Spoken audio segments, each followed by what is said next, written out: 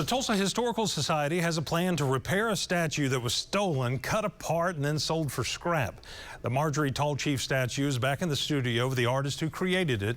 News on 6's Emery Bryan tells us how the artist plans to repair it.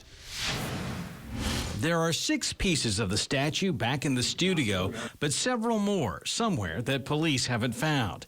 Sculptor Gary Henson is taking stock of what's left to work with. Like, we don't even know if we've got the other hand yet. So, and the 2 feet, we know pretty much one is mangled beyond use for sure, and the other one's missing. Henson created the original Marjorie Tallchief statue, and he says he can rebuild it from what's left. I did it once. I can do it again.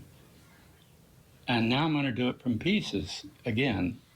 And you won't be able to tell that it was ever cut up. The statue was bent until it broke off the base, then taken away and cut into pieces. The other statues at the Historical Society remain undamaged, but as a precaution, there's a plan to move them all further from the road and to higher pedestals.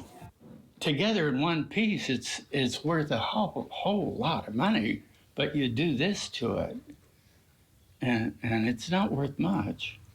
Some of the repairs will happen in a teaching studio in Chelsea at the Boys and Girls Club. Henson works here on most of his projects, and he wants the children in his art classes to see this one come back together. He was shocked that years after the statue was put on display, it was taken and cut apart. Just a sinking feeling and sadness that anybody could do such a thing. But now he's committed to rebuilding the Marjorie Tallchief statue and getting it back where it belongs. Emery Bryan, Oklahoma's own News on 6.